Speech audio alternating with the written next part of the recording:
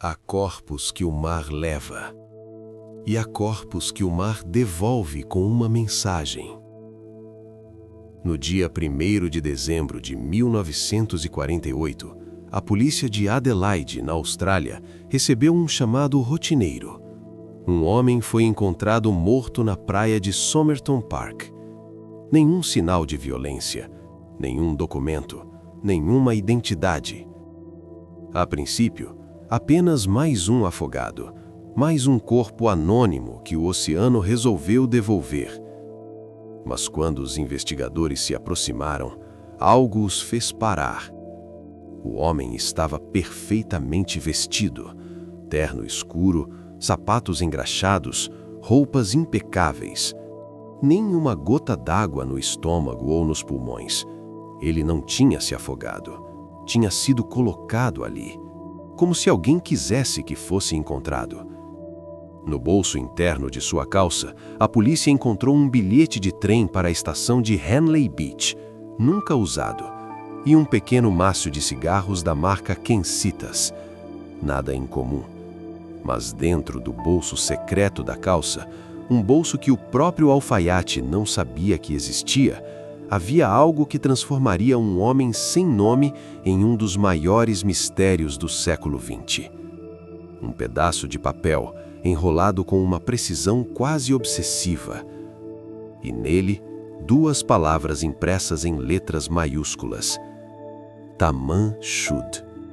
Traduzido do persa, está acabado, ou, em algumas interpretações, está concluído. O corpo na praia de Somerton não carregava apenas um segredo. Ele carregava um epitáfio que ninguém pediu para escrever. Mas a verdade inteira, estava escondida em um lugar que ninguém imaginava. E até hoje, 75 anos depois, continua sem dono. Quando um corpo não tem nome, a polícia começa pelas roupas. As etiquetas foram removidas. Todos os bolsos estavam vazios, exceto aquele guilhete. As malas? Nenhuma. As passagens? Nenhuma. O homem de Somerton tinha entre 40 e 45 anos. Olhos cinzentos, cabelos ruivos acinzentados, mãos delicadas. Não era um trabalhador braçal.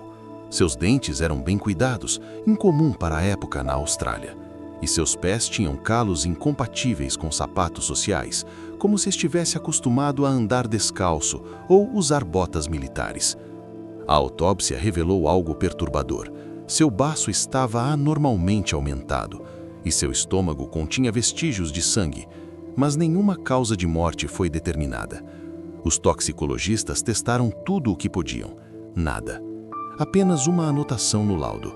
Possivelmente veneno, mas nenhum vestígio encontrado. A polícia australiana fez o que fazia nesses casos. Publicou fotos do homem em jornais de todo o país. Esperaram que alguém o reconhecesse. Dias se passaram, semanas, ninguém apareceu. Até que uma mulher, moradora de Adelaide, ligou para a delegacia. Seu nome? Não sabemos. Mas o que ela disse acionou um alerta. Ela reconheceu o homem. Tinha visto ele nos arredores de sua casa dias antes da morte.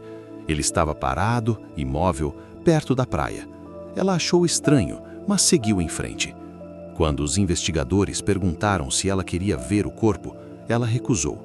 Disse que não queria se envolver. Desligou e nunca mais foi ouvida. Mas isso foi apenas o começo. O verdadeiro pesadelo estava prestes a ser encontrado dentro de uma mala esquecida na estação ferroviária. Em janeiro de 1949, a polícia revistou a estação ferroviária de Adelaide. Encontraram uma mala marrom deixada no depósito de objetos perdidos. Ninguém a reclamou. Dentro dela, objetos comuns, materiais de higiene, roupas, uma camisa com etiqueta removida. Nada que levasse a uma identidade. Até que encontraram um livro. Era uma edição barata do Rubaiyat, de Omar Khayyam, um poeta persa do século XI. O livro estava em inglês, publicado em Edimburgo. Na última página, escritas à mão, havia anotações que não pertenciam à obra original. Letras maiúsculas organizadas em linhas. Um código. A polícia olhou para aquilo sem saber o que fazer. Parecia aleatório, talvez rabiscos de um leitor excêntrico, talvez sem importância. Mas quando compararam o código com o bilhete encontrado no corpo, Taman Shud, perceberam algo assustador. A página do livro onde deveria estar a tradução de Taman Shud havia sido arrancada, literalmente cortada com uma lâmina. E dentro da mala não havia nenhum outro papel. Só o livro, só o código e a certeza de que aquelas palavras não estavam ali por acaso. O homem de Somerton não era apenas um morto sem nome, ele era um mensageiro sem destinatário. E a mensagem, escrita na contracapa de um livro de poemas, estava esperando, há mais de 7 décadas, por alguém capaz de decifrá-la. Até hoje, ninguém conseguiu. O código do Rubaiyat é composto por 44 caracteres, organizados em linhas. Alguns estudiosos acreditam que é uma cifra simples, outros que é um código de uso único, inquebrável sem a chave correta. As letras lembram o inglês, mas não formam palavras reconhecíveis. Especialistas em criptografia da Austrália, Inglaterra e Estados Unidos tentaram decifrá-lo durante décadas. Todos falharam. Mas há um detalhe que poucos conhecem. Em 1978, um pesquisador chamado John Hawkins fez uma descoberta perturbadora. As letras do código poderiam ser uma versão modificada da cifra de Playfair, usada por militares britânicos durante a Segunda Guerra. Se isso for verdade, o homem de Somerton não era apenas um turista perdido, ele era um espião. E o código em seu livro não era um diário pessoal, era uma mensagem de inteligência. Mas se ele era um espião, por que estava morto? E por que ninguém nunca o reclamou? A resposta pode estar em um nome: Alf Boxall. Em 1949, a polícia de Adelaide ainda tentava identificar o homem, até que uma mulher apareceu. Seu nome era Jessica Thompson, mas ela usava um pseudônimo, Justin. Justin era enfermeira, morava em Adelaide e trabalhava em um hospital durante a guerra.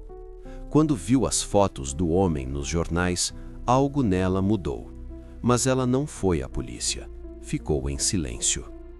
Anos depois, em uma entrevista rara, ela revelou o motivo. Reconheceu o homem e sabia que ele estava procurando por ela. Durante a Segunda Guerra, Justin trabalhou em Sydney. Lá, conheceu um grupo de militares. Um deles era um oficial chamado Alf Boxall e outro era o homem de Somerton. Ela nunca disse seu nome verdadeiro, mas contou que após a guerra, ele apareceu em Adelaide, queria vê-la. Ela recusou. Dias depois, ele foi encontrado morto na praia. Quando a polícia mostrou a ela o Rubaiyat encontrado na mala, ela pediu para ver. Folheou as páginas em silêncio, até que parou. Nas últimas páginas, havia um número de telefone escrito a lápis, o número dela. Justin disse que aquele livro pertencia a Alf Boxall, não ao homem morto. Mas Boxall estava vivo, e quando a polícia o localizou em Sydney, ele ainda tinha seu próprio exemplar do Rubaiyat, intacto, com todas as páginas. O homem de Somerton não era Boxall, mas ele tinha um livro que pertencera a Boxall, ou era uma coincidência? Justin nunca deu uma resposta clara, levou o segredo para o túmulo. Mas antes de morrer, seu filho fez uma descoberta perturbadora. Ao olhar uma foto do homem de Somerton, ele percebeu algo que ninguém havia notado. Os dentes, a posição da mandíbula, o formato do rosto. Ele estava convencido de que o homem de Somerton era seu pai biológico. O filho de Justin, Robin Thompson, cresceu ouvindo que seu pai havia morrido antes de ele nascer. Mas havia lacunas, inconsistências. Ninguém falava sobre aquele homem. Quando Robin descobriu a história do homem de Somerton, algo se encaixou. A aparência, os olhos cinzentos, os cabelos ruivos, as mãos delicadas. Ele procurou a polícia, pediu exames de DNA, mas os arquivos estavam perdidos. O corpo havia sido enterrado em uma cova anônima, e quando finalmente o exumaram, em 2021, o estado dos restos mortais impossibilitou a coleta de material genético utilizável. A ciência esbarrou no silêncio dos mortos. Mas Robin guardava uma carta que sua mãe escreveu para ele, revelando que o homem de Somerton a procurou em 1948, que ele a amava e que ela escolheu não responder. Justin levou para o túmulo o nome do homem e levou também a pergunta que atormenta investigadores até hoje: por que ele morreu? E por que carregava um código que ninguém consegue ler? O homem de Somerton não foi apenas um caso não resolvido. Ele se tornou um símbolo de tudo o que não sabemos sobre as pessoas que cruzam nossas vidas, de tudo o que escolhemos não perguntar. Seu corpo foi enterrado no cemitério West Terrace, em Adelaide. A lápide, colocada décadas depois, traz uma inscrição simples: aqui jaz o homem desconhecido de Somerton. Mas o mistério não descansa.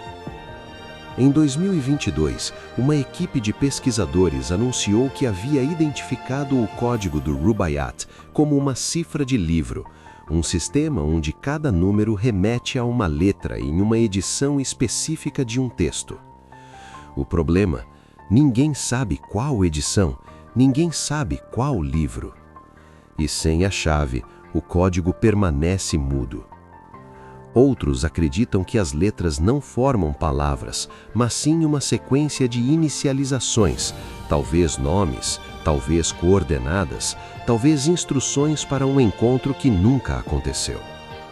Há quem diga que o homem foi envenenado por uma agência de inteligência, que seu código era uma mensagem interceptada e que sua morte foi um aviso para quem ousasse desertar. Há quem diga que ele era apenas um homem apaixonado, que viajou até o fim do mundo por uma mulher e morreu de coração partido, ou de veneno colocado por ela. Ninguém sabe, e talvez essa seja a verdade mais perturbadora de todas. Alguns segredos não foram feitos para serem revelados. Em 2009, um professor de Adelaide chamado Derek Abbott dedicou anos de sua vida ao caso. Ele coletou amostras de cabelo do homem, analisou isótopos, tentou rastrear sua origem.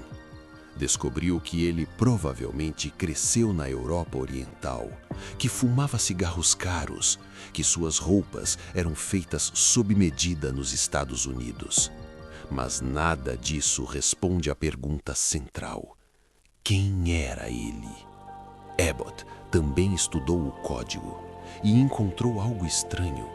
As letras, quando organizadas em grade, formavam padrões que lembravam códigos maçônicos ou símbolos de sociedades secretas. O homem de Somerton carregava no bolso um pente de bolso incomum fabricado na África do Sul e uma caixa de cigarros vendida apenas para militares americanos. Ele era um viajante do pós-guerra, um homem sem passado, um fantasma que escolheu a hora e o lugar para desaparecer. Mas se ele era um espião, por que não havia documentos falsos? Por que nenhuma agência o reclamou? A resposta pode ser mais simples e mais terrível. Talvez ele não fosse um espião. Talvez ele fosse apenas um homem comum que cometeu um erro comum, confiou na pessoa errada e pagou com a vida. O Rubaiyat de Omar Khayyam é um livro sobre a impermanência, sobre o prazer fugaz da vida, sobre a certeza da morte. Na edição encontrada com O Homem de Somerton, há um verso sublinhado. Alguém passou tinta sobre as palavras como se quisesse destacá-las para sempre. E quando eu me for, que os amigos não se entristeçam, que bebam vinho onde minhas cinzas repousam. Não sabemos se ele escolheu essas palavras. Não sabemos se foram um recado para Gestim ou apenas um acaso. Mas há algo profundamente humano em um homem que carrega um livro de poemas até o fim da vida. Alguém que, mesmo sem nome, deixou uma marca tão profunda que ainda hoje, 75 anos depois, pessoas viajam até Adelaide apenas para ficar em silêncio diante de sua sepultura. O Homem de Somerton não pediu para ser lembrado, mas foi. E enquanto houver alguém tentando decifrar seu código, ele continuará existindo. O código do Rubaiyat está disponível online. Qualquer pessoa pode tentar decifrá-lo.